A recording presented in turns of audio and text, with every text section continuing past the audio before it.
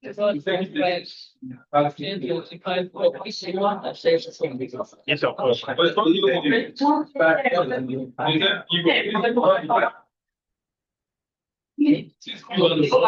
Yes. Exactly right. Of different papers and way of I need both of them. okay,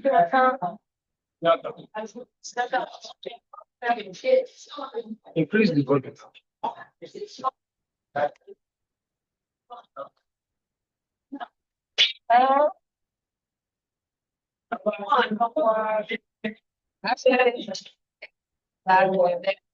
Hey, man, let me look for the flash. Where's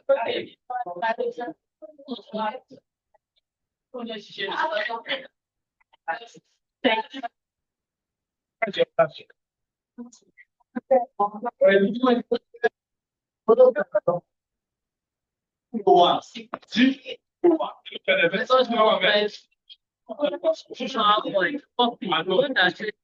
Yeah, I'm trying to look for your song. Hi.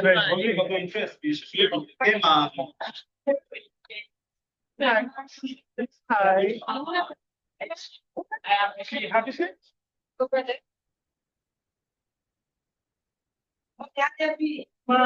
I'm extremely glad to see.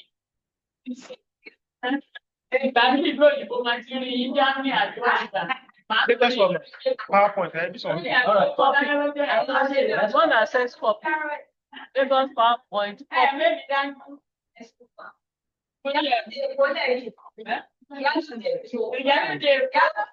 copy.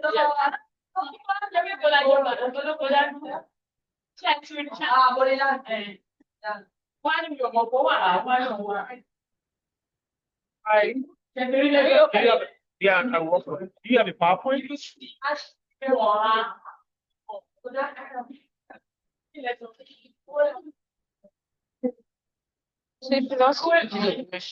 Yes, please.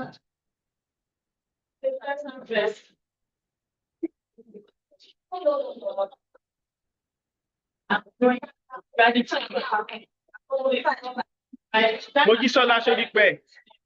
Mojisola Sodipe, right? Okay.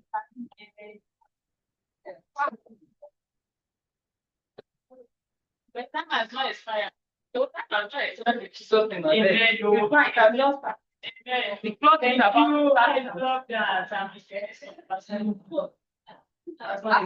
accessing has facets.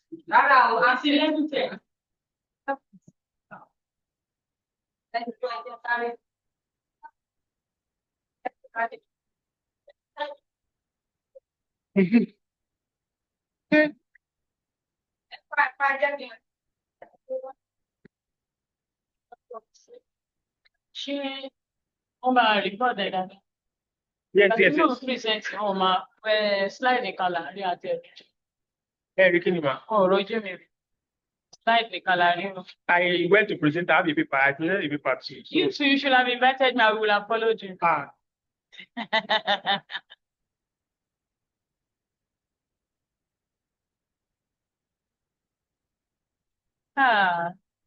Gbàtẹ́kùnrin yẹn sì jẹ́ Dr. Saheed jù.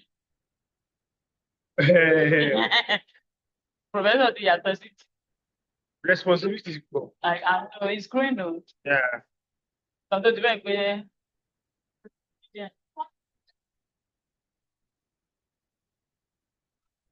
Ẹ fẹ́ bá mi wà ní. Kini recording? Mo lẹ́wọ̀n yìí. Kini recording, right? Àwọn wà fẹ́. Báwo la ṣe fẹ́? Bankole ló máa. Ọwọ́ Bankole yẹn wà. Ẹ ti set fún next one. Yes, sir. Ṣé ti ẹ wo podium yẹn? Ẹ wo University of Lagos. Ṣé ní kódà? Kàtì pé ṣé nǹkan tó ń tù mí rèé? No, I'm focusing on that. You know people tó bá ń present. Huh? University of Lagos. Ẹ kọjá Nàìjíríà.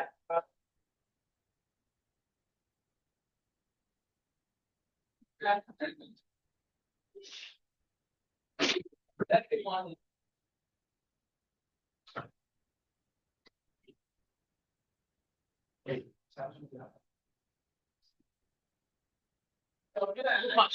Which institution? Okay. Where university?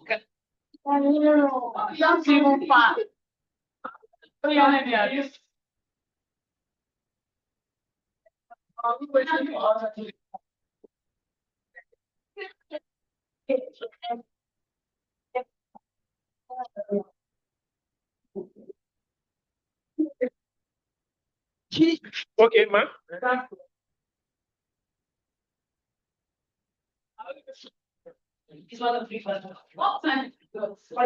Please, they are starting now.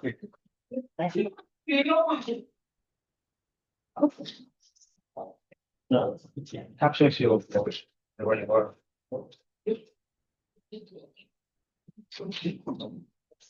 Okay. Good morning, ladies and gentlemen. Welcome to this session. This is session 2C, room B105. And this section is State Life, Theatre and Performance, Part 2. My name is Mojisola Shodipe from the Department of English, University of Lagos, chair of this session. We have 5 presenters at this session, but only 2 are here physically now. We don't know if others are joining us online. Yes. Please come here. Your name, please. Emmanuel.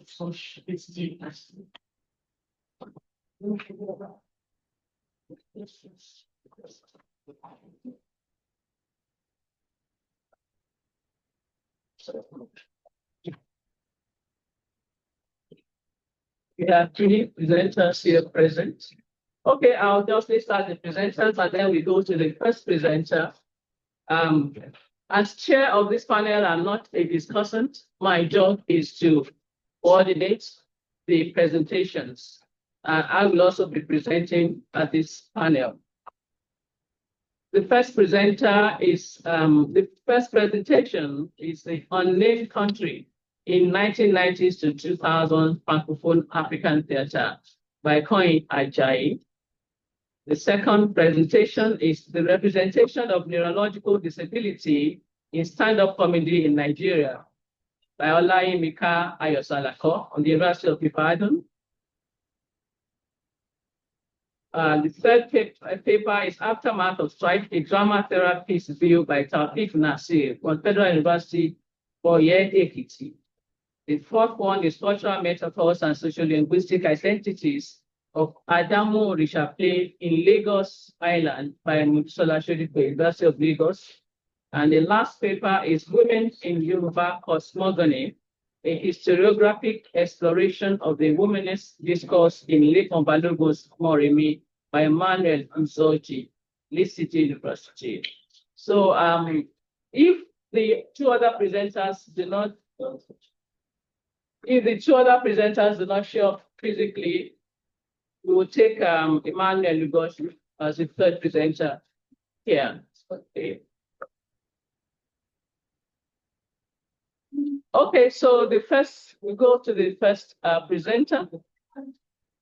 We have 15 minutes each on name country in 1990s to 2000 Francophone African Theatre. Koin Ajayi, you're welcome. Hello, everyone. Good morning. Thank you for being here and for listening to my talk on the unnamed country in 1990 to 2000 Francophone African Theatre. My name is Koin Ajayi. I'm an independent scholar. I recently completed a PhD at Harvard University in the US. In the 1990s and early 2000s, a group of Francophone African playwrights came to recognition. This group included Kosi Efui from Togo, Kofi Kwaule from Cote d'Ivoire, Kaya Makele from Congo Brazzaville, Jose Plia from Benin Republic, Kosi Lanko from Chad, Hani Alem from Togo, and Diodone Nianguna from Congo Brazzaville. Because they wrote experimental plays, they came to be thought of as an African avant-garde, and scholars identified many affinities between their works. The primary shared characteristic was that the work often had few geographical and racial markers. We had no sense of where things were happening, and the characters had no stated race or nationality.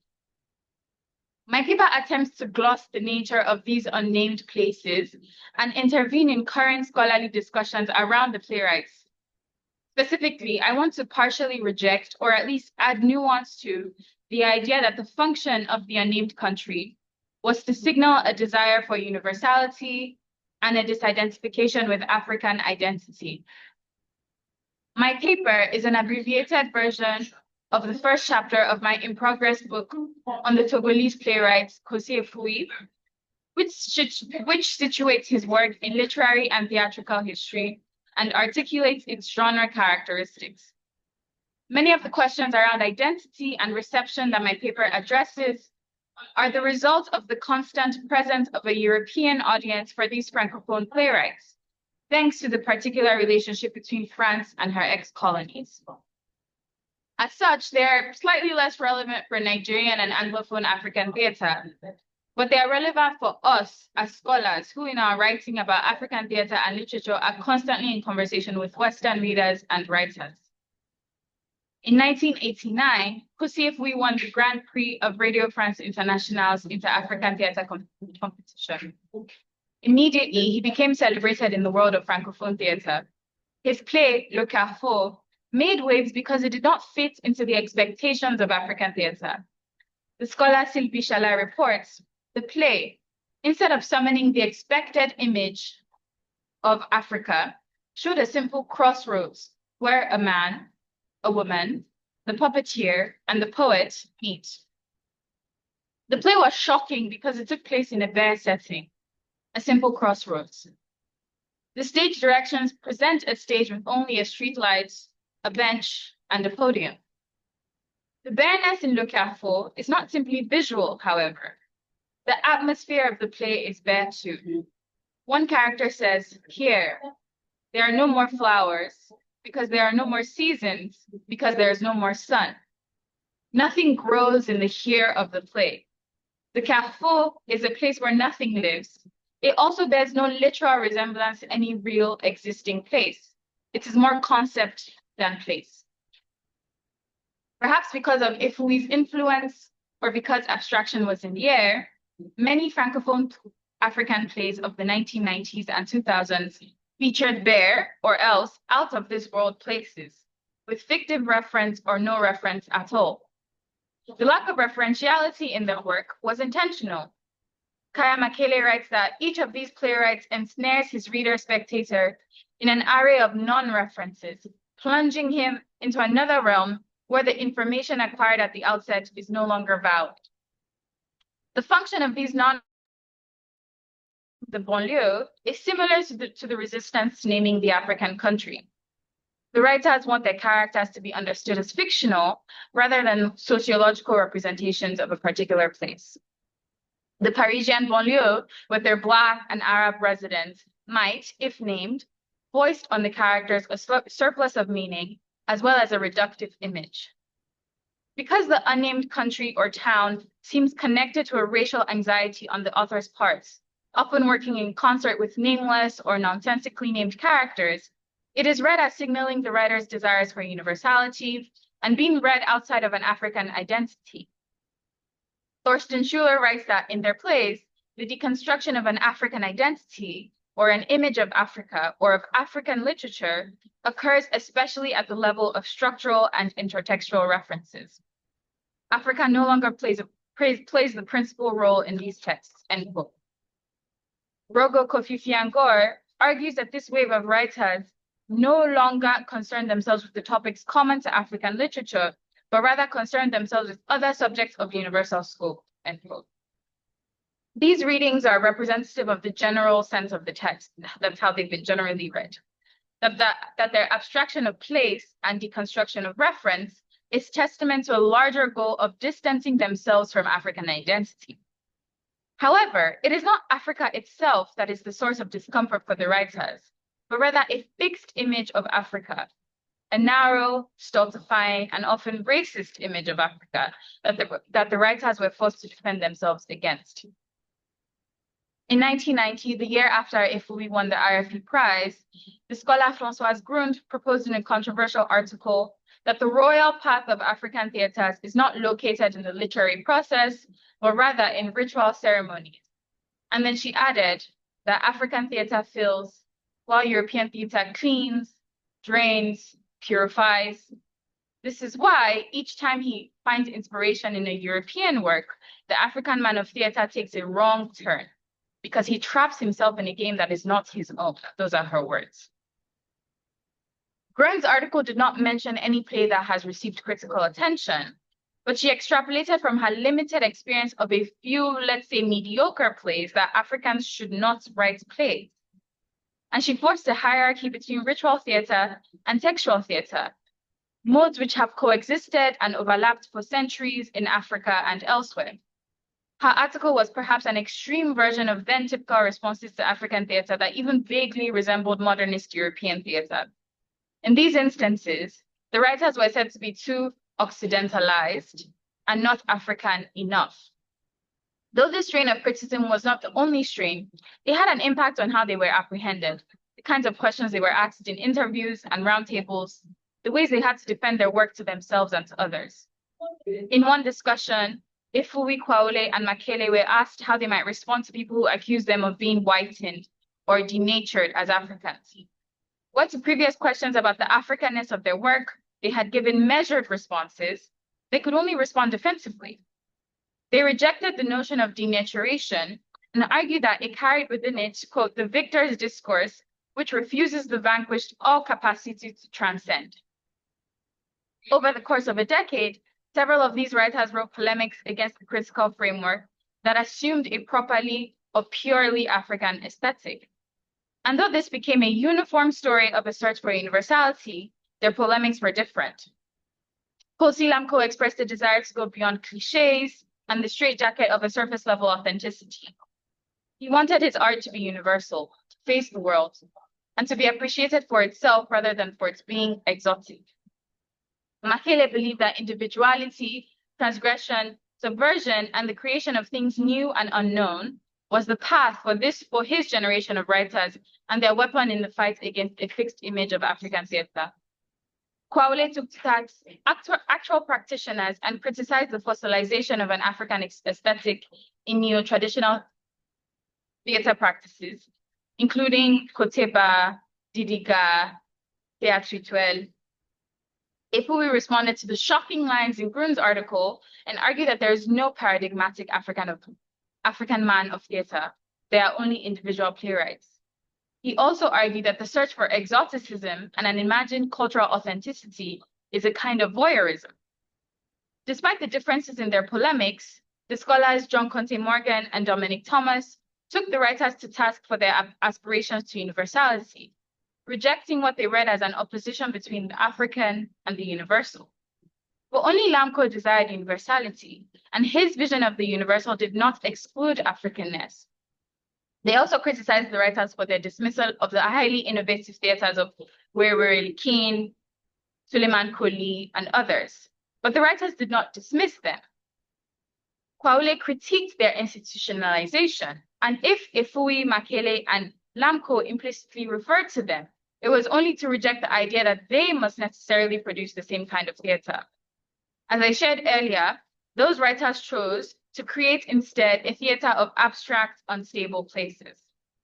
Scholars have apprehended their abstraction of place and its attendant disidentifications as a break, rupture, or breach. But their dramaturgies did not constitute a rupture, but an evolution of existing tendencies in African literature. They shared themes and motifs with the neo-traditional theater that they avoided reproducing. They followed in the footsteps of Soni Labutansi, whose bombastic theater did not shy away from notions of African authenticity, but was also heavily invested in language and experiment.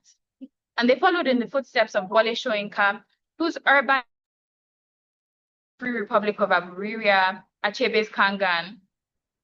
Neil Ten Kortenaar argues that fictive states abound in post-independent African literature because state borders were so uncertain in the African literary imagination that it was always impossible to imagine another republic called Kangan Songhai, the Ebony Coast, Nakemzuko, Kongeria, Okanem, or perhaps called nothing at all. But in Kotina, fictiveness suggests that what matters about African states is the terrible ways they are all alike. The idea of the fictive states underlining a shared terribleness rings true in the work of Ifui, Kwaole, and others. In their plays, there is a proliferation of the phrase "ce pays," this country. For them, the pays is the site of many and varied feelings and narratives, the delusional optimism of the disappointed citizen, the callous mystification and obfuscation of the powerful, and the disavowal of the stateless. In all the relationships with the pays that are staged, the question of the nation remains pertinent. The existing reading that their anonymous countries are evidence of a desire to be read beyond racial and continental identity.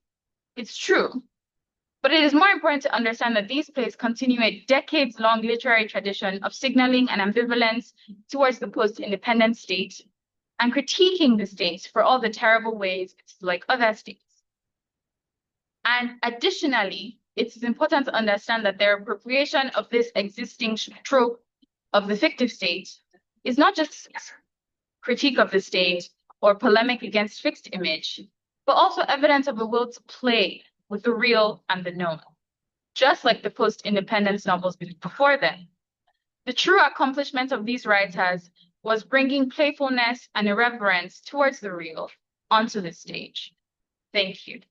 Thank you very much. Thank you very much. Thank you. Ajayi, right on time there. I was going to nudge you. Interesting perspectives on the true feelings of African theatre in Francophone space. So we move on to the next presentation. The representation of neurological disability in stand-up comedy in Nigeria by Olayinka Ayosalako from the University of Ibadan. Welcome. Thank you. Good morning. My name is Olayinka Ayosalako from the University of Ibadan, and I'm presenting on an ongoing project work, representation of the neurological disability in stand-up comedy in Nigeria. So, for the introduction, stand-up comedy has become a significant aspect of global popular culture. Popular culture is an in thing. It's always been in and out of season, but never completely out of season. Stand-up comedy has pulled out from comedy in a way because it has been transitioned from the old to the new. Adekunle opined that 2017, the comedy is of aesthetic performance that elicits laughter and brings succor and mirth to the audience. In other words, when it is in performance, people laugh. Whether you want to or not, you seem to just laugh. And there is this tendency that when everyone is laughing, even if you don't know why they are laughing, if you're not careful, in a matter of minutes, you are laughing also. Stand-up comedians, they make a job out of stand-up comedy as performance and merchants of humor and mirth. Why? They merchant it, they peddle it. It's something they sell, and it seems to sell well. Pioneered by comedians such as Atuyota, Hallelujah, Akobome, whom we popularly call Ali Baba. Comedy has witnessed a kind of a revolutionized trajectory in the history of Nigeria's comedy. Over time, it has become the in thing for our youths and even adults to go into comedy and merchant humor. We have so many of them now. We have Alibaba, we have AY, Richard Ayodeji Makun, we have Basket Mouth, we have Okeba Asi, who interestingly, I discovered recently, has now become a king of his community. Very, very interesting. So we have so many of them. However, over time, there is a decline in the Western theater tradition, because if you remember from the beginning, we used to have this Western tradition of having stage theaters and plays, Ogunde, and all the others. And then, in the developed world especially, somehow this has been carved out, and then comedy, stand-up comedy particularly, as a dominant performative form, have risen to the limelight. It feeds on human flaws, make caricature and jokes out of human incapacities. When you see comedians on stage, they speak a lot about so many things, they talk a lot about, but invariably they still go back, to touch some very sensitive issues and some very sensitive parts, both physically, politically, socially, and all. And yet, even with all this, Despite the fact that it feeds on all this, which ought naturally to enrich, especially those who are the butts of the humor. Somehow it should enrich them, but they seem to laugh it off, So the reputation has been maintained as happy ending Jerry, which remains upheld even in scholarship. Then stand-up comedy and representation. You wonder what has that got to do, with each other. Oh, there is a link. Because stand-up comedy has been established, scholarly speaking, in Nigeria, has been impactful to the national economy. Like I said, it's something people peddle. It's a merchant of something. And people buy, they attend, they listen, they watch, and they pay to enter, So, and it has also served as a tool for political agitation, criticisms, It has also served as a protest medium because you see people come up on stage and stylishly or subtly try to express their view over some political decisions, means of entertainment, as said by Atado and Wanko. Filani and Ajayi also argues that is a comedy that is dominant means is of representation. So whatever they do, they are representing something, either physically that we see or in subtle means of ways. Disability and representation is one of the key things that stands out in stand-up comedy. Why? This popular space of absurdity is something that is unique and it's something that is being thrived on. Disability and the disabled appears to provide stand-up comedians some targets for their business of mimicry, humor, and satire. You will see them coming physically displaying a particular side of the body, that a disabled person or persons, seem to work with, live with. And, people laugh. It's also a decreased state of functioning when you talk about disability. Disability is something that is quite difficult to define. Many people have tried to define it, scholars have tried to define it. So we have all manner of definitions for it. The UN defines it as a person who have long-term physical, mental, intellectual, sensory impairments, which in interaction with various barriers may hinder their full effectiveness. And that is why you call them a disabled person, because they are not able to achieve their full potentials. Even some other people defined it, within the purview of health, within the purview of political, sin, the physical sin, the social sin, the community sin. And then we have the statement of problem. Why?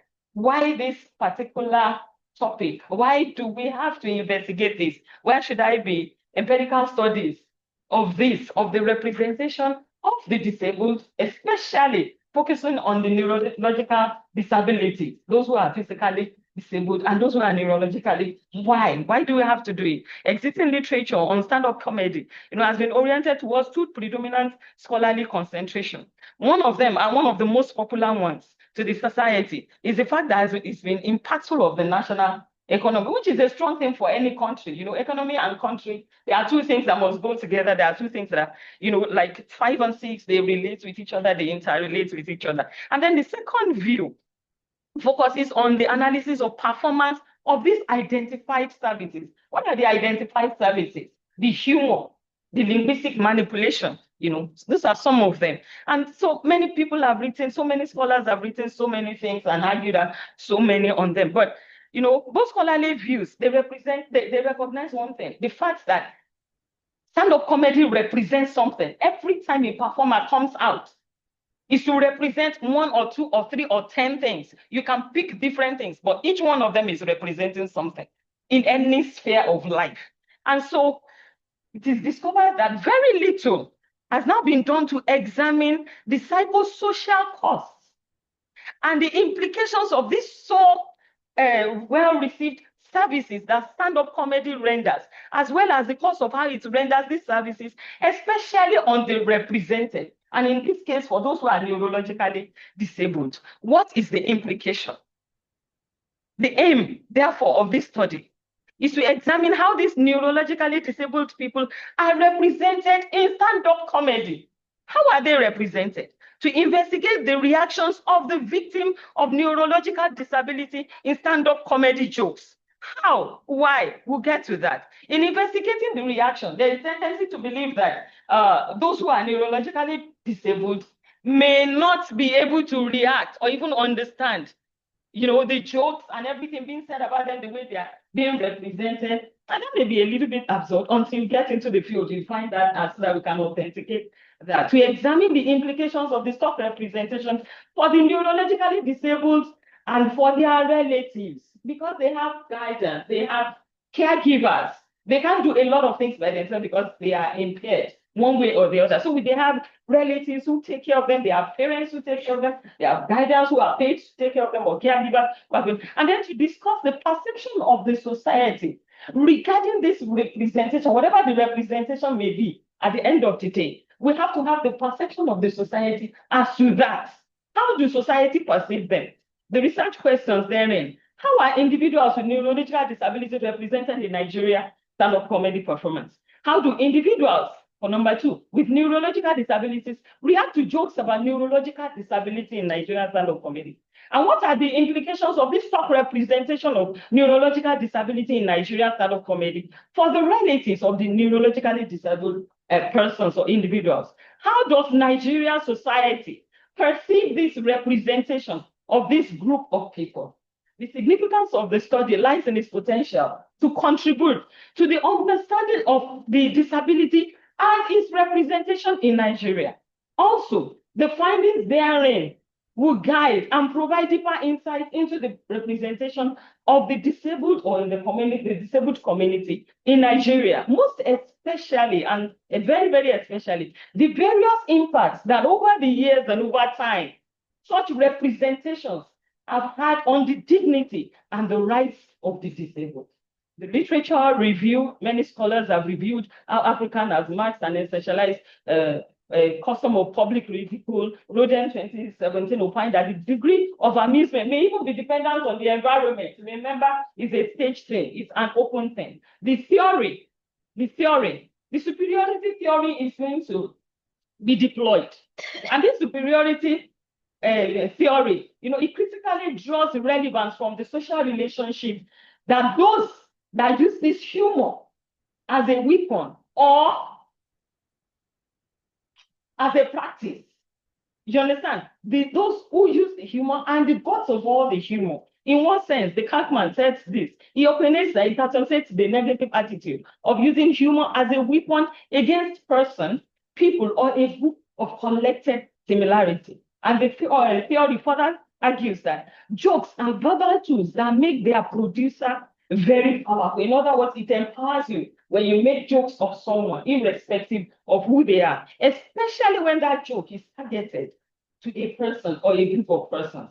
You become more powerful, as it says there. Methodology. The design is going to be an ethnography, and then the study population is in 4 categories. Number 1, for the stand-up comedians, we have 5 main ones, some of which I've mentioned earlier, people like Alibaba and AY and all the others. These are the grandfathers of stand-up comedy in Nigeria, And then we have the 10 neurologically disabled persons whom will be carefully interrogated to get their reactions on the implication of what representation, and how it has affected them. And then 15 relatives of the community, 15 representatives of audience, and then 25 recorded live performances of at least 5 of these great 5 stand-up comedians whom I had mentioned earlier. The sample size will just be 45 persons to just have a collective participant. Then instrument of data, in-depth interview, the video downloader, because we will have to extract videos, live performances, recorded live performances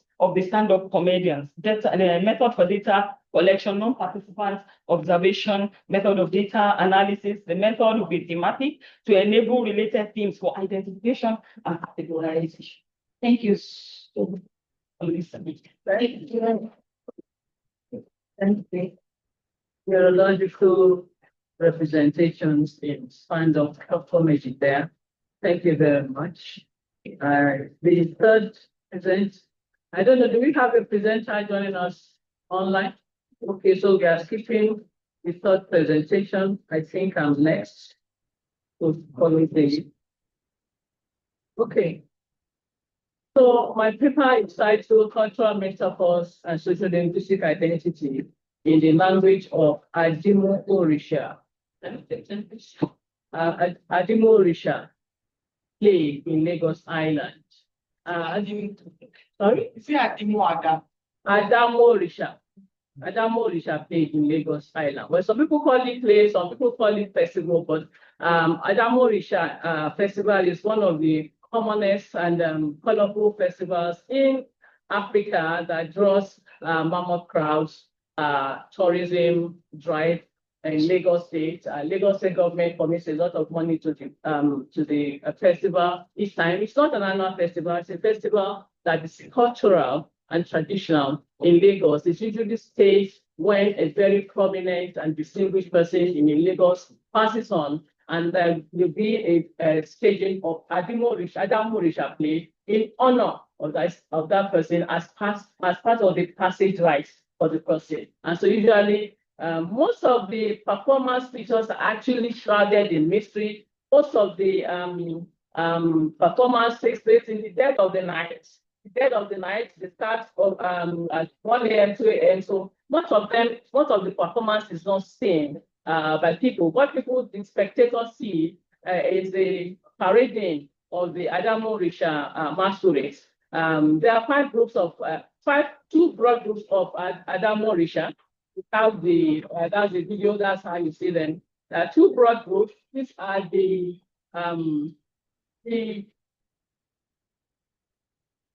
spirits. We have the spirits, and then we have the Eyofancy.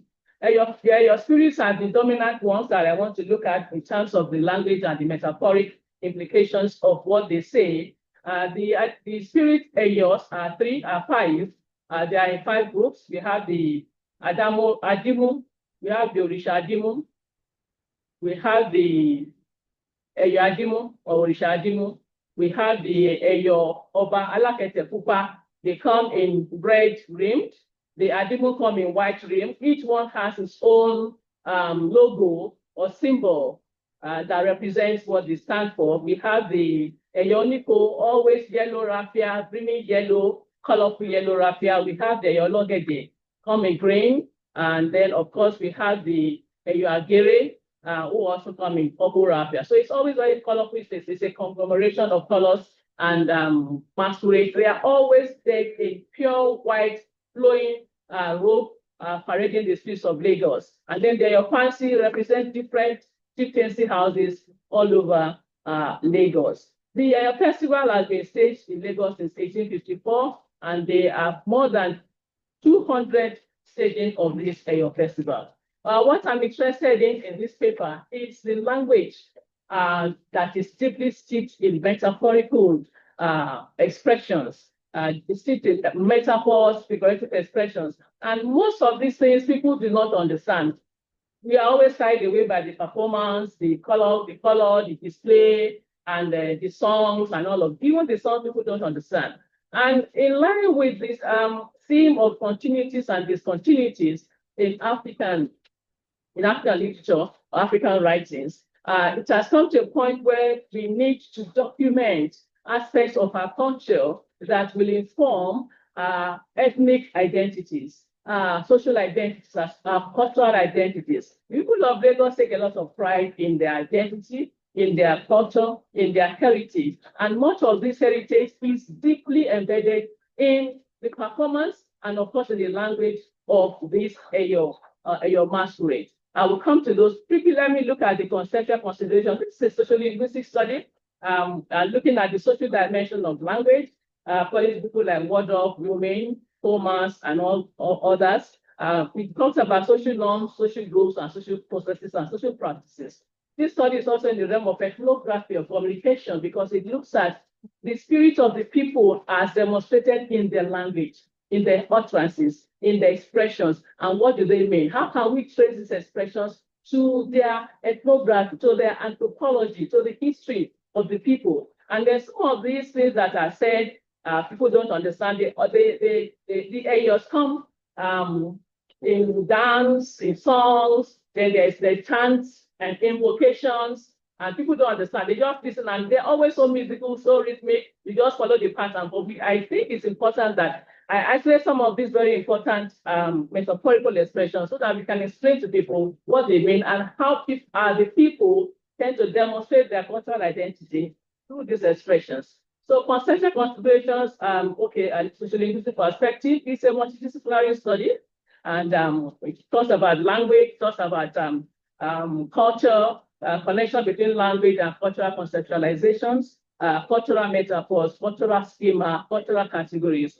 And then, of course, because all of the data that I'm looking at are in Yoruba language, so of course, translation is a very important aspect of this study. So I need to translate what they are saying and be able to explain it culturally to explain the metaphors and why the metaphors are so powerful and so important. The methodology, of course, the site design is qualitative and ethnographic in nature, using field methods. Of course, I've seen so many performances since I was a child. You know, anybody wants to go and watch the performance, wherever it's made, and have to follow the rules, go at the appropriate time, and leave at the appropriate time. So it's a language survey, including involving historical research. Interviews are conducted with people who know the history, who understand the language and can explain. I have to talk to a lot of elders who belong to different conflicts. Some of the things they cannot tell me that I cannot know even as a woman or as a researcher, but the ones that I think are important to scholarship for us to be able to unearth some of the mystical aspects of what EYO stands for. And then there's some aspect of media monitoring in the gathering of the data. Some of this are available as you see the video. Some are available in video, most are available in pictures. And many people in creative arts or dramatic arts performances have done lots of studies on EYO, but of course, it is the performance aspect. Of course, the performance aspect also demonstrate aspects of the language of EYO. Looking at both non-verbal metaphors in terms of significations, and then, of course, the verbal metaphors in terms of the linguistic features. Looking at non-verbal performance in the animation of the colorful performance features, Adamorisha plays an assemblage of intrinsic elements of the traditional heritage of the Lagos people. The performance features are evocative in their metaphoric representations of the unique norms, values, and beliefs of the Lagos people. In the totality of its awesome presentations in sparkling white apparel, the Adamorisha itself looks like as a symbolic representation of the spiritual sanctity of the Lagos people. Now, the non-verbal pictures talk about signification. Signification comes from, I've mentioned the flowing white apparel. The flowing white apparel is always flowing, you never see their feet. It's symbolic of a sweeping, a symbolic sweeping of evil from the land. So as the garment is called arokmale, something that you wear that covers you to the ground. And so when they are sweeping their feet all over the town, it's a sweeping away of evil, a cleansing system. So the EYO itself represents ritual cleansing of the people. The thronging together in groupings, the people coming all over the place is a symbol of unity and love and peace and harmony. So everything about the presentation represents the culturally, the flamboyant cultural heritage. You have the white brim cap. They come with different designs and different conceptions. They also represent authority. They represent the culture and tradition of the people. And then there is the staff that they always carry. Each EYO group has its own distinctive staff that demonstrates what each group stands for. And so on the staff, there are these markings that say a lot of things about the culture and the tradition that I cannot go into now. But basically, the Opambata is a staff of authority. The message is definite and poignant as a signifying emblem. It is raised with festive glory. They always raise it to greet people. Sometimes it's raised, sometimes they lower it when they want to chant. If you are a dignitary, they come to your house, they want to chant for you. All the areas will bow down, and all those staff will march in unity, that will come to you in unity, in love, to pray for you. So some of these, and of course, social respect, it shows respect and honor. It also shows superiority, because even in the design of the staffing, there's a hierarchy, just as there's a hierarchy in the EYO spirits themselves. There's a lot of assertiveness in the use of the Opambata, and of course, it's also a symbol of confrontation. Some of the EYO groups are always in confrontation. Whenever they meet, there's a fight, there's chaos. So it represents a lot of things. Then in terms of the language. Oh, thank you. hope I know how to use this. Yeah. Okay.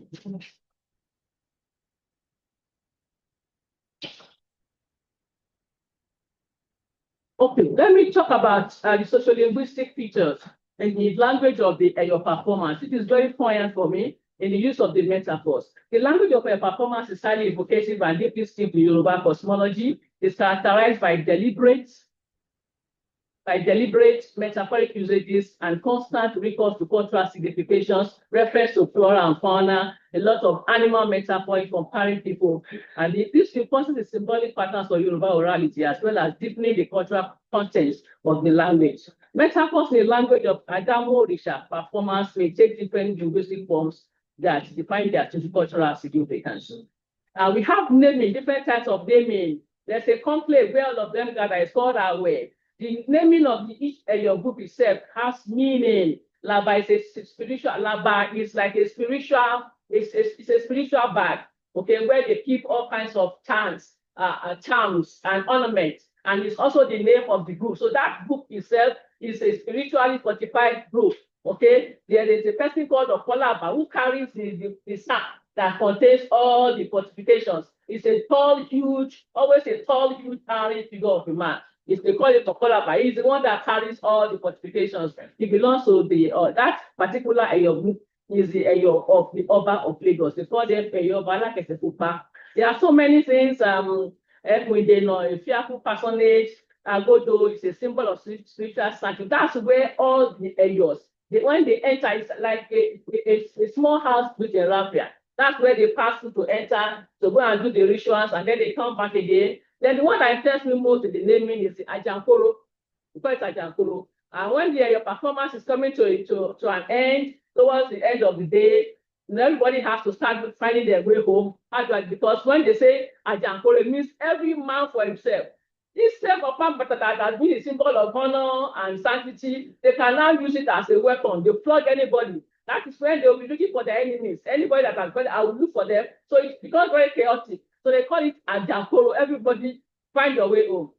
That's how they perform. Then the chants. I'm interested in this chant because the chanting of the Eyo is always self-adulatory. It's always stating himself. I am this, I am that. And it's asserting all kinds of things. In asserting authority, you hear things like Emi Awon winning, Ashasha winning, Abojupa, Abojuko, Abojuko, Abojuko. When you hear it, even if you don't understand what you're getting, Abojupa, Abojuko is scary. So it's affirming authority that I am fearsome, I'm wild, I'm mean. So you have to stay away from me. So sign of authority that it, and they say the meji, it's a meji. They say all kinds of things that kind of say you have to fear me. I'm a fearful person. Then I'm using indirect comparison. I say, I'm like an expensive fabric, scarce among garments. I'm like an expensive headgear, scarce among humans. I'm expensive, I'm special, I'm a pricey flowing garment. I cannot be purchased in annoyance. Then territoriality is a very important aspect of your chants, because there are different groups and everybody has their own territory. The Laba has territory, and people has their territory. You don't cross your territory and come to my, even when they are in procession. Everybody, there is a sense of organization in the procession. You don't cross your territory and go to the other area of territory. So you hear things like open tiku, ilentepa. It's a common thing you hear, even when the musicians are singing the song. Open tiku, ilentepa, meaning the farmland is the domain of the squirrel. Just as the groundnut emanates from the soil. That is, this is my area. So Opontiku, I'm in my rightful place. Don't cross your boundary. And they say, you let Baba. I'm like the Omolukere say is an all-powerful mutant. It's supposed to be a very powerful medicine man that can destroy anybody. So I'm Omolukere say, I'm the all-powerful. So you don't come and contend with me in my domain. Then allusion to superior power of tradition. Okay, I say Atawo Atogo. One for la lójúde ọ̀kálá, títawo bá yanjú, tọ̀gbẹ̀rì àkọ́gbẹ̀rì lẹ́sẹ̀. This is a summation of the spirit of Lagos. Say Atawo Atogo. Awo means an initiate. And in literary terms, it means an entity. Ogo is a non-indigene. So if you are an indigene, you are versed in the tradition. You understand what is going on. So, but at Ogo, somebody that is not, is it enough?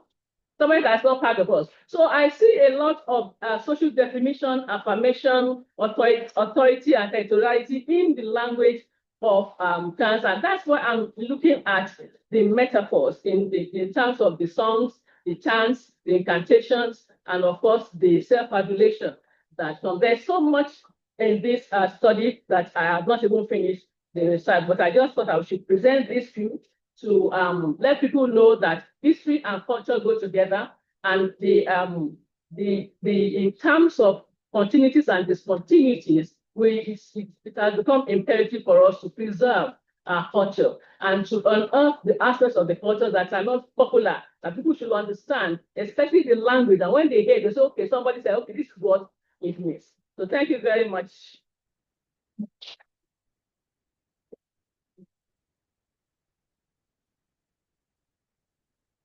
Okay.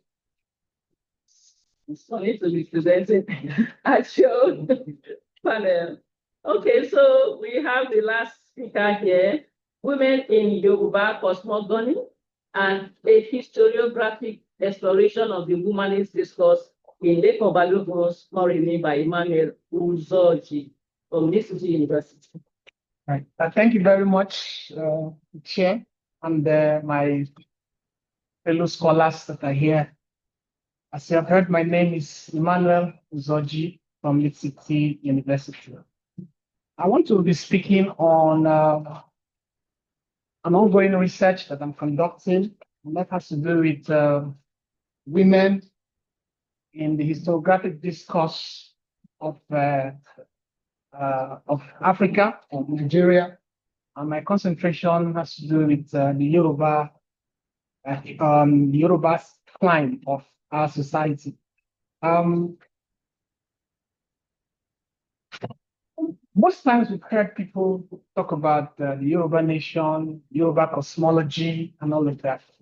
But my interest in this work has to do with the womanist discourse when it comes to the configuration of the historiography of Africa, particularly in the wave of the feminists dialogue or conversations that have been going on for some time.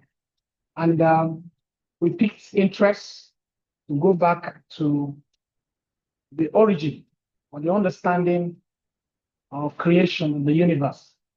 And we found out that women particularly play a very key role when it comes to how the universe is formed based on our mythology here in Africa. And Western historiographers most times will want to tell you that African heroes, they are usually males or masculine, and they can refer to kings and some of the great things that they have done. But even when women are mentioned, it is a little bit sublime. So first of all, cosmogony, of course, is a theory of the origin of the universe. And the Yoruba cosmogony is a profound system and beliefs that explains this origin, the structure, and the functioning of the universe. It encompasses the spiritual, the metaphysical, and the physical realms, offering insights into the Yoruba understanding of existence and of the divine. Of course, when you see the structure, we have Olodumare, you have the Orishas, like Obatala, Ogun, Yemoja, Shango, and then you now come down to the physical, where you have the Ayes. So it's the cosmogony of Yoruba is divided into two realms. We have the physical, the spiritual, and the physical. And most time, the physical realm is the home of the spiritual realm is the home of Olodumare, while the physical realm is where the humans reside. So the realms are interconnected with rituals and prayers bridging these two gaps. So there are things that we need to note here. Oduduwa is seen as a pathfinder. And in most studies, significantly, they refer to Odudua, as a male. Most times they refer to him as a male. But recently it's been discovered that, particularly in Yoruba mythology, that several female deities, such as Oya, the goddess of storms and transformation, Yemoja, the mother of waters and protector of women and children. So these deities embody strength, nurturing and wisdom, and also reinforcing the importance of women in cosmic balance. For example, when you go to Odudua and the myth of creation or the myth of migration, depending on whichever one you want to subscribe to, you will discover that Odudua is seen as a pathfinder. And that pathfinder is symbolized as the one that sees the bird and water. So in Yoruba cosmogonic myths, Odudua is the central figure in creation of the earth, while traditionally considered as male. But some interpretations recently suggest that there are female aspects to the personality of Odudua, emphasizing the nurturing and foundational role of women in Yoruba society. In fact, a particular scholar described Odudua as a goddess and not a god, the goddess. So Moremi, in her story, was later deified, transmuted into a goddess. And her sacrifice, the ultimate sacrifice she needs to pay, lay ambience to the fact that women have been part of the creation of the Yoruba race and not just subordinates. That is one. They are custodians of knowledge. You could see that in both in the economic and social influence. Historically, people like titles like Iyalode and Lovun granted to women leadership positions, allowing them to influence political and economic decisions. We have also symbolism. Yoruba myths frequently depict women as pathfinders, like I mentioned earlier. I'm going quickly to the play itself. Lekon Balogun's Moremi has been performed several times and has been analyzed. Now, Moremi was typified as a symbol of female agency. That is one key aspect. Is depicted as a woman who takes control of her destiny, defying traditional gender expectations. Her strategic intelligence and willingness to sacrifice for her people highlight the active role of women in Yoruba mythology. Western feminist scholars will want to tell you that the question of femininity has to do with maybe looking for equal rights, equality, gender balance, and all. But when you come to Africa, the dynamics are not the same. Africans, particularly over time, the feminist problem in Africa has been trying to look for opportunities. Please create an opportunity for us, give us 30% and of that. Let women, at least have a balance in political space, like you have in current Nigeria now. Having the National Assembly, just 2 women. One of them is no longer, they have been suspended. So you just have 1 woman out of 93 senators that you have there. So the question of trying to negotiate for some opportunity or privileges for women is not the issue here.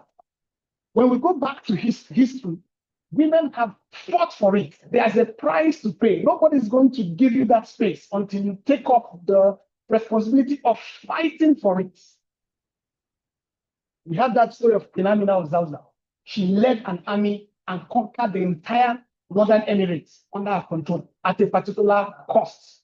So women must arise. Our conclusion, our right is that we must go back to these historiographies and understand how the woman has been able over time to stake her relevance and fight for her people, for leadership, not just negotiating for it, but you have to fight for it. You have to step up and understand that leadership has a sacrifice. Nobody's going to allow you to just come and take over the throne. There's a price to pay, and they must understand that. So that's the dynamic of the humanists, or what we call the humanism in Africa. So, and then we have the spiritual and political influence. Yoruba mythology often attributes spiritual and political authority to women. That's what we saw in that play. Evident in figures like Yemoja, Oya, or Moremi. Moremi's role in the play underscores a dual nature of Yoruba women as both warriors and nurturers. Warriors and nurturers. So you can't just, you must step up to, to be a warrior, to fight. And also combining your role as a nurturer. You must balance strength with wisdom. That's what that play is trying. So Balogun is trying to, use that play to show to the contemporary African woman that in trying to plead a cause, in trying to push for a cause, you must understand that you need strength to fight, and you also need wisdom to nurture and to, take care of the society that you are fighting for. So, in conclusion, Moremi ultimately reinforces the idea that Yoruba women have historically held significant roles in governance, spirituality, and resistance. So, as we move forward, these roles, governance, spirituality, and resistance, have always been the role that women in the Yoruba nation and the Yoruba race have been playing. And there's need for them to wake up, to understand that, that the journey is far, but it is not unreachable. Thank you very much.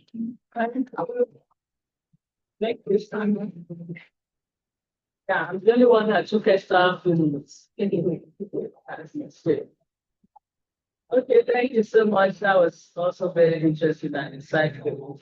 Recently, we are staging Moremi as the play here as part of our town to town.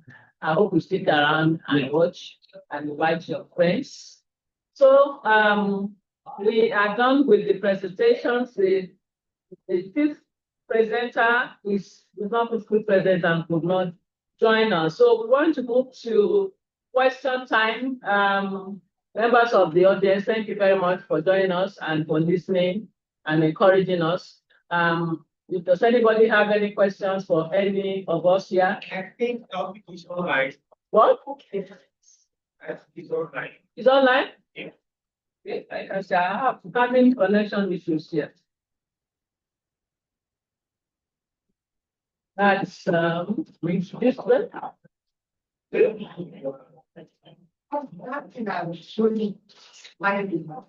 The internet just comes on and on. That topic, So, No, good afternoon. Hello, good afternoon. hello, Tafik. Good afternoon. Yes, good afternoon. Yeah, glad you could join us. We are just missing you. Am I heard? Yes, you are on. You are on. You Hey, are on. I wish I could stay there. I wish I could be there physically, but we have lots of things. We can understand. We can understand. We are glad you could make it online. So if you are ready, we want to listen to you now. Aftermath of strike, a drama therapist bill by Tafik Nasir, Yes. Federal University, Oye Ekiti. Yes. Okay, we are listening. You have 15 minutes. All right, thank sir. you very much. 15 minutes. By way of sir. introduction, let me quickly say that strike action, as we all know, is a way of agitating for our rights, especially in a situation where the government is insensitive to the plight of the workers. However, though strike might have its own effect, I believe there are certain people in the sector that are not supposed to go on strike no matter what. And these are the people who are in essential services, the security outfits, hospitals, people in the power sector, and so on and so forth. I believe those people are rendering essential services, and they are going on strike could affect the lives of people negatively. I'm going to speak from a participant observations point of view because it's what I participated in and experienced. I am a drama therapist and a lecturer. I was on a drama therapist assignment to an hospital here in Ekiti. And I was dealing with a patient, a drug addict, who was on the brink of crossing to the other side. Actually, it's a psychiatric hospital that was working in then. This patient was on the brink of crossing to the other side, and I was called in as the nick of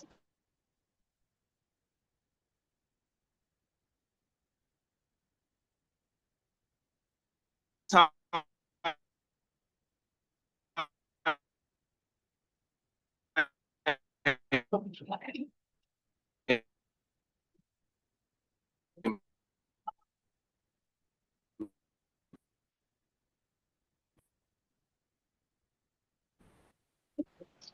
God Almighty, what sort of network is this? Can hear you.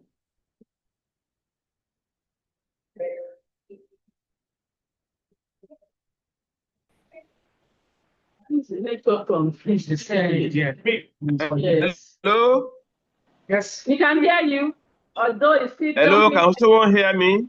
Yeah, you can hear you. Hello?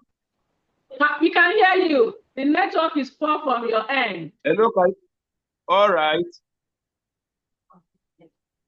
Oh, it's fluctuating. Yes, I agree. And in fact, this is the strongest part of the institution I had to come to, the ICT center.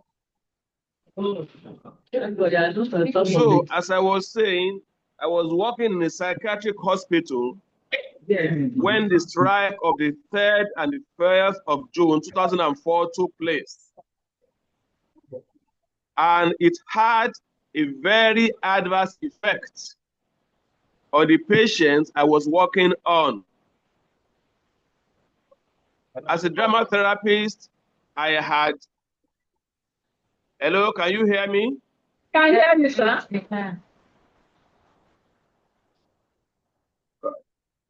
Please continue. Hello? Continue, sir. We can hear you. Okay. So before the strike action, I had gotten about 60% positive about the patient. I'd used some techniques like breaking the ice. I've broken the ice, which took some time. We've started communication. I've started therapy on him. And boom, the strike started on the 3rd. And the hospital management had to tell the parents of the patients to come and evacuate them because the hospital management is going on strike because there will not be power and everywhere will be in darkness. The generator is not working and they cannot guarantee the safety of the patients. Therefore, the parents had to come and evacuate their relatives or patients who were in the psychiatric hospital. By the time the strike was over, the hospital was fumigated. That took about a week. The following week, when the patients were brought back, I had lost that boy. He is beyond therapy again. because he relapsed, went back to drugs, and this time it was a case of overdose. And I really blamed the people on essential. I blame the people on essential duties for embarking on strike, which actually affected the lives of the patients negatively. As I'm speaking now, I still saw the patient yesterday. He is a hopeless case now. He had reached point of no return. All work done before the strike went down the drain. I want to recommend that while strike action could be embarked upon by workers to drive home their points and demand for their rights, certain people who render essential services should constitutionally be exempted from the strike action. And this include people in the power sector and people in the health sector whose activities can negatively affect the patients.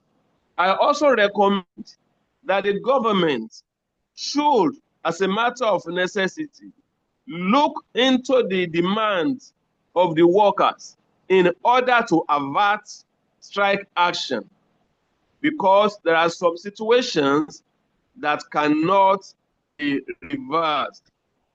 Conclusively, I want to state that the use of drama therapy, while it is relatively on the low side, should be encouraged, because it is not all ailments that need pills and tablets. For example, if one has a broken bone, the surgeon takes care of it, and analgesic can take care of the headache.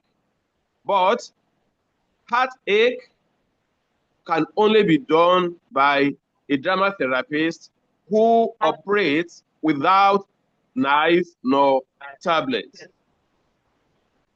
Thank you very much. Thank you very much, sir. Please don't go away just yet. Does anybody have any question for Dr. Tati before he goes? Yes, ma'am. There's a question for you, sir. Right. Good morning. Still already have to be good afternoon to Dr. Well, it's unfortunate that something like that happened, and then it was because of the strike. But you recommended that those on essential service should not go on strike and so on. And I wonder, do they have a right to go on strike in the first place? If it's their right, I mean, it becomes a problem, because the essence of the strike is to drive home the point. So usually those who want to go on strike are looking for what will bring impact.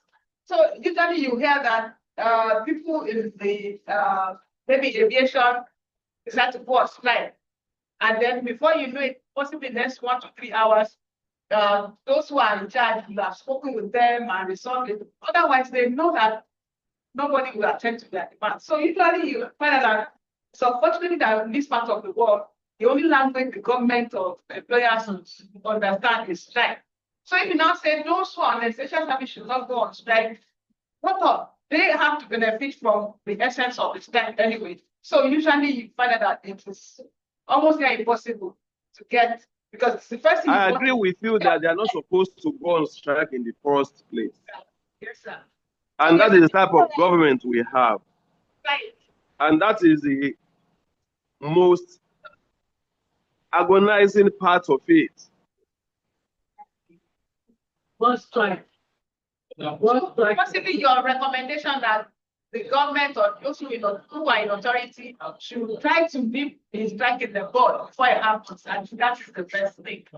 Thank you. So that's for him. Thank you, ma'am. Maybe somebody else has a question for you. Okay, ma'am. Thank you. Your name, ma'am? Okay, thank you so much, ma'am. Thank you. Does anybody else have a question for Dr. Tavi? Yes, please. Your name, please. Okay, good morning, everyone. I'm Dr. Mrs. Martina Morodio, and I have this one professor. I know it's a professor himself. So, sir, I want to say that it's an interesting topic and an interesting area of research. However, I would say that these young people, let me ask you about young people. When I've gotten to these that situations faced by life challenges and all of that, and probably the took to drugs or abuse substances as a way of escape. So my question is this, because I think she has started trauma therapy. Does drama offer them an alternative escape? Because when they take to loud music, when they take to sex and drugs to escape their reality. Now, this drama therapy that you're offering, is this, can we say it's an alternative escape? Like, oh, yeah. Thank you. Thank you very much, ma'am. Did you get that question, sir? Dr. Tafi? Okay, let's continue. Maybe you will reconnect with us later. Any other questions for any of the panelists? Yes, ma'am. My question, I just want to give you a level of the sense of you ask if one month an escape yes, I think you should, because you should engage them. Yes, should engage them. Yeah, And then, you know, an escape, this is for them to have an escape. it's and they developing alternative because their time Somehow. right? The toxic engagement, right? And then for that whole science, then deliver process together, shelf them in that situation. And just engaging them in a productive way. Production plan. Thank you, ma'am. Yes. Okay. You asked a question, I think she's responded. I would just like to add, everyone has an escape route, if that's the word we want to use, or we are choosing to use. You just must have an escape route. A lot of us don't know that that is our escape route, or we don't term it like that. But sincerely, that is us. Look around, go outside there, and go into the world out there. You see a lot of people with this. As soon as you enter a bus, you just automatically, why? Why are we running into this? Most times we don't even realize we are running into this. You'll be speaking with people and, they are tuned off. They are not distracted. They just tune you off. Maybe not out of rudeness, but you can't cancel a teenager now. Most times their minds are already, because they know what you're going to say. Somehow everyone has an escape route, or else we'll all be breaking down, I think. Or else we'll all end up in the hospital. Some people's escape route, music. You understand? Yes. Music. You just find out that they love music. Sometimes the reason you love the music is not because you actually love the music, or you may not know, but it's actually that's your escape route. That's what keeps you sane. That's what keeps you level-headed or something. Some it's book reading, something. So somehow we all have escape route. I think drama, his own area of specialty, is quite unique. I wish he can listen to us, because it's not easy to capture someone's attention for long and then to capture it for days and weeks. You really must be a good dramatist, you understand? Because you have to come up with different things every time to sustain whatever you are having with that person. So you really have to have a high level of energy to even continue that. So I didn't know, like yesterday I was hearing about medical geography. So now I think this one is medical drama now. So, and that's a very good, escape route for someone like that, because some of the reasons why they take drugs is actually to escape from something too. You understand? So instead of them escaping into the drug taking or whatever illusions is giving them, you're just trying to change, from whatever they are escaping into. Okay, why don't we escape into this? Thank you very much. Thank you, ma'am. Yes, ma'am. So I was waiting to ask. It's a ladies' affair. Okay, I was going to ask this Kamakoi about the neurological disability issue. Yes. And I'm worried about your set of respondents. Said something about the fact that people with neurological disabilities do not even understand what these comedians are doing. No, that's not what I said, man. I said it is assumed to a level that, which I said is not right. Okay, so with that correction now, does it mean that you have done some kind of research to see that these people actually understand what's being done on them? Well, yes and no. The reason why I ask is because you now have like 10 of them that you want to put into your some kind of interview. And we must be sure that they are able to provide answers to your questions. Otherwise, it will be retarded. So I was thinking, instead of speaking with those who have neurological disability, would you want to speak with those who are taking care of them, which you already have to? Both. Okay, Yes. Okay, let me quickly respond to that, man. Thank you so much, man. These people come into play because they are actually the target. It is true that they may not understand quite a number of things because of their disorder, their neurological disability, which has to do with the brain in some aspect. But like you said, I have tried speaking with some, like those who have autism. It's a neurological disorder.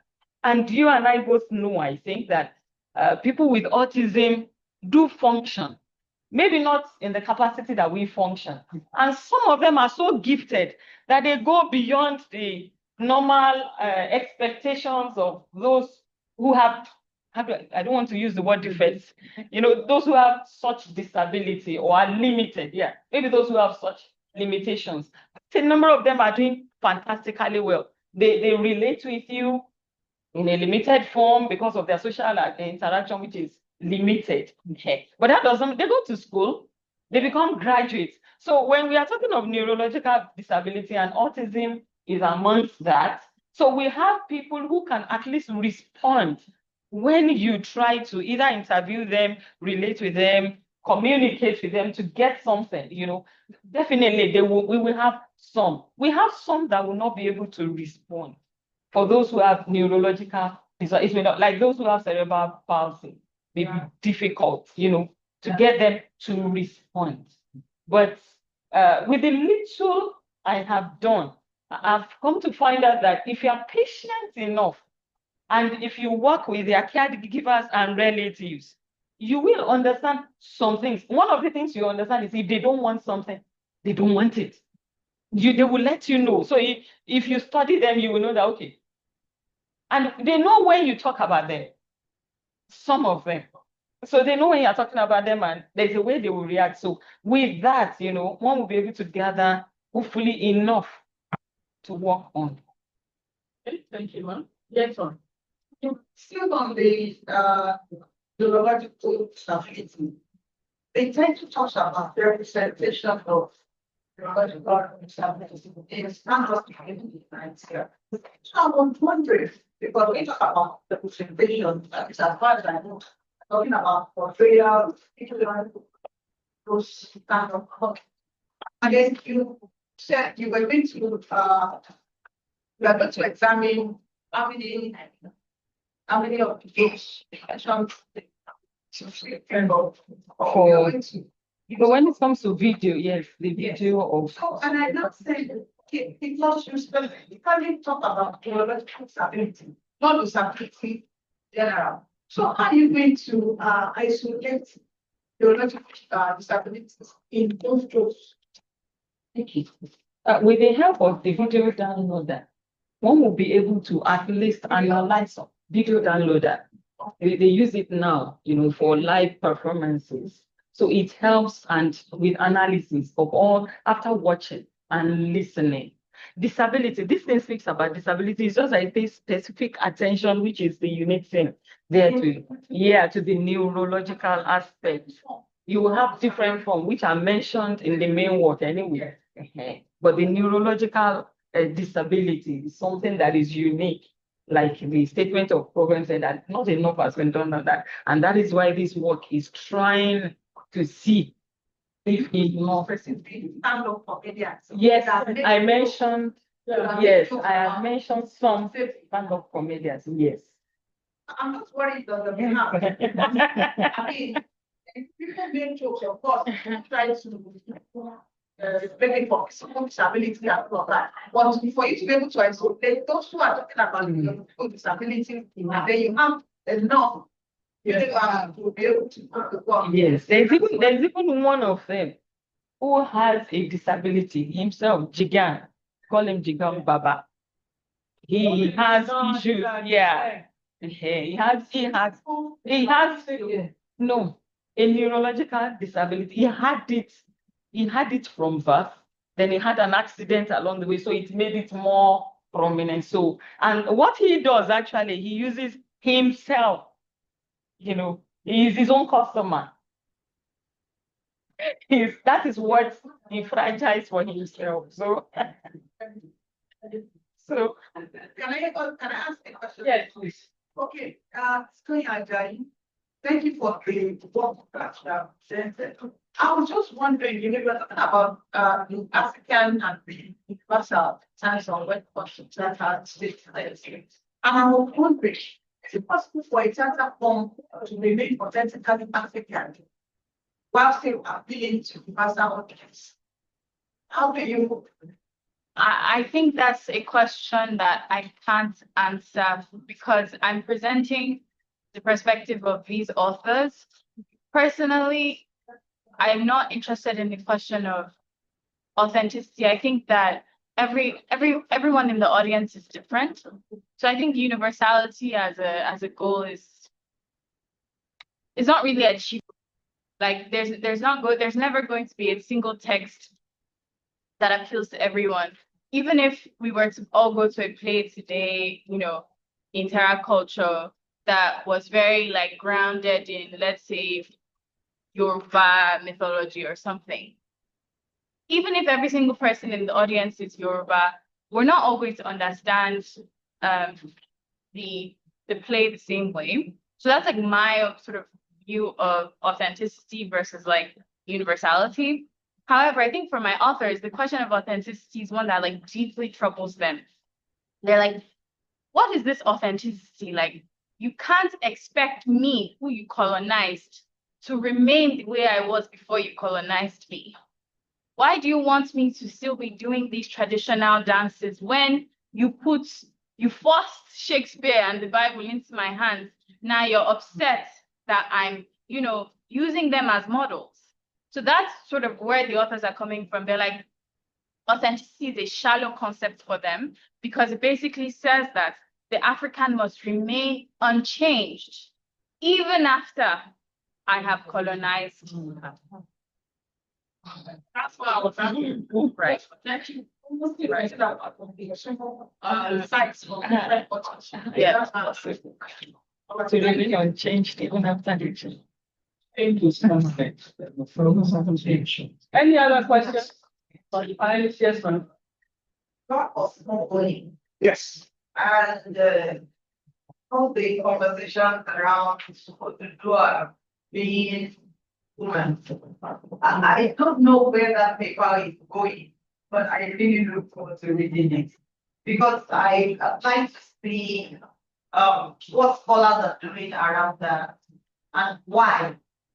Why are they doing it? Is it just for the sake of writing women into history that we are now trying to find a rest for people?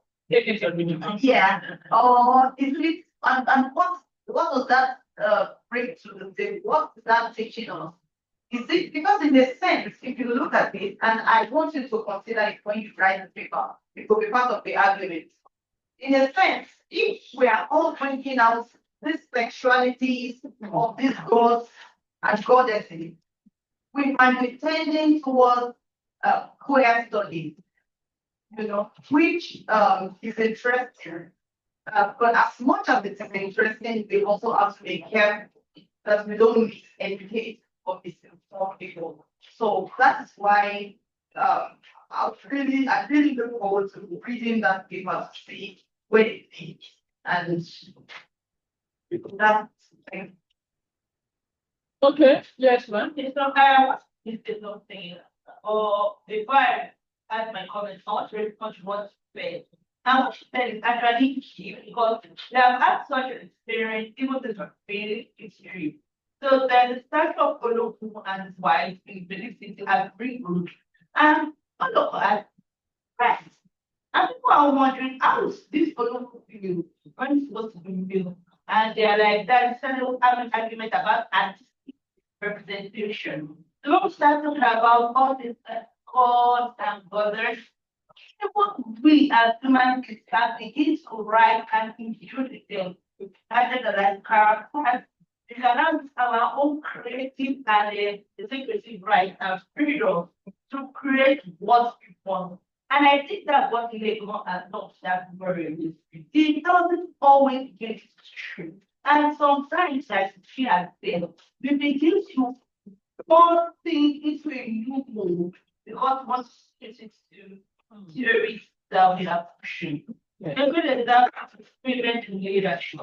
I know they said something key that I heard this morning, and that women like all about survival and then the report about survival and surviving. Yeah, women's leadership come from the point of survival. And I was very more reminiscent step forward because the life of our people were stressing. And then the only really step into that move was at surveillance strategy. What happened even after the people became free? She go back to leadership. She should return back home and become a wife and a mother. She take leadership. So those are the key questions that we need to ask. And especially when that from subject history to creative and the world, and they will be that. Thank you very much. Thank you very much. Thank you, everyone, members of the audience, for your insightful questions and contributions. Thank you so much to the panelists here and our colleague who joined us online for his presentation. It's been a very stimulating and educating session here. I'm sure every one of us has learned something new today. Thank you very much to our three panelists, my colleagues here. Thank you, our technical crew, for all the support. We appreciate you. Thank you so very much. So here we come to the end of the session on theater and performance. We'd like to thank the organizers for this time and for the opportunity to be here and contribute our thoughts and opinion and views on scholarship about continuities and discontinuities in African studies. Thank you, ladies and gentlemen. I think we have time for a group photo session. First, the panelists, and then members of the audience can